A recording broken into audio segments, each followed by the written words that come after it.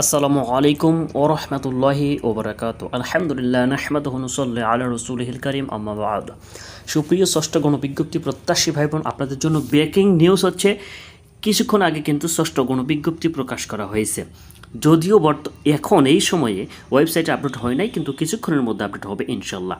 আপনারা স্ক্রিনে যেটা দেখতে পাচ্ছেন, এটা কিন্তু আপনাদের বহুল কাঙ্ক্ষিত ষষ্ঠ গণবিজ্ঞপ্তি। অর্থাৎ আপনাদের ষষ্ঠ গণবিজ্ঞপ্তির কার্যক্রম যে এত দ্রুত সম্পন্ন হবে, যেটা আপনারা মানে আপনাদের ভাবনার বাইরে।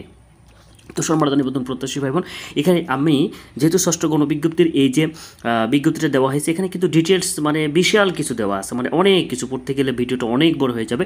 আমি এর সার সংক্ষেপগুলো শুধু বলে দিচ্ছি, আপনারা নোটিশটা দেখে নেবেন ইনশাল্লাহ।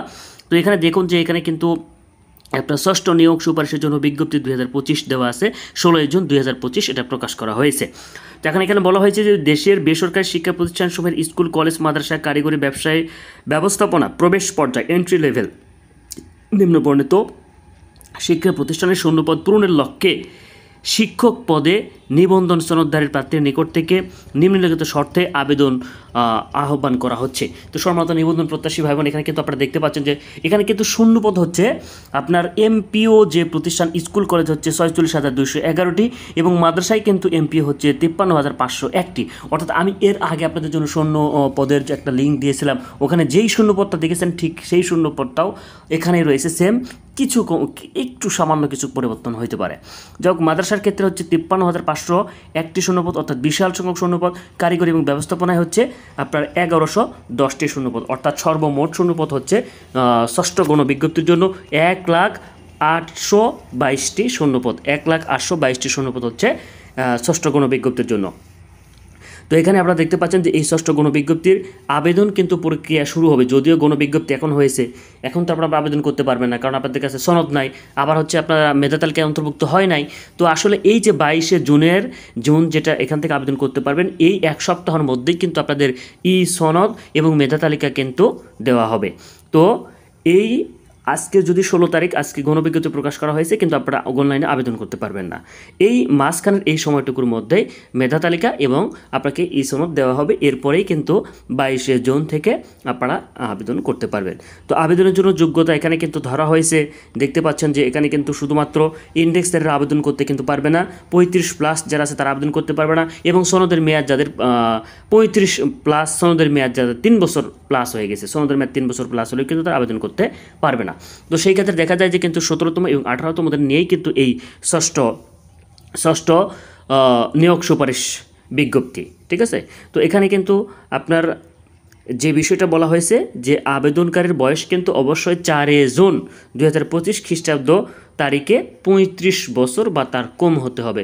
অর্থাৎ 4 জুন পর্যন্ত যাদের বয়স 35 বা তার কম পর্যন্ত আছে, তারা শুধুমাত্র আবেদন করতে পারবে। 4 জুন পর্যন্ত 35 বছর একদিন হলেও কিন্তু সে আর এই গণবিজ্ঞপ্তিতে আবেদন করতে পারবে না। নিবন্ধন সনদের মেয়াদ কিন্তু এখানে 3 বছরের কথা বলা হয়েছে, সুতরাং 3 বছরের বেশি কিন্তু এখানে আবেদন করতে পারবে না। আর একটা বিষয় হচ্ছে, এখানে কিন্তু 40টি প্রতিষ্ঠান পছন্দক্রম দিতে পারবে, এবং পছন্দের বিষয়ে আমি যেটা বলেছিলাম আপনাদেরকে ভিডিওতে, যে এখানে কিন্তু পছন্দক্রমের ক্ষেত্রে আপনার যদি কোনো প্রতিষ্ঠানে 1-এর অধিক শূন্যপদ থাকে, তাহলে কিন্তু সেই প্রতিষ্ঠানে আপনাকে 1-এর অধিক শূন্যপদই আবেদন করতে হবে। অর্থাৎ একটা প্রতিষ্ঠানে ধরুন আরবি প্রভাষকে 3টা পদ আছে, তাহলে একই প্রতিষ্ঠানে একই বিষয়ে 1-এর অধিক পদ থাকলে আপনি প্রত্যেকটাতে আবেদন করলে আপনাকে সকল পদের জন্য প্রার্থী হিসেবে নির্বাচন করা হবে, নতুবা কিন্তু করা হবে না। এরপর হচ্ছে বলা হয়েছে যে কোনো প্রার্থী যদি নিবন্ধনের ক্ষেত্রে, অর্থাৎ কোনো প্রার্থী যদি আপনার এখানে কোনো প্রার্থী যদি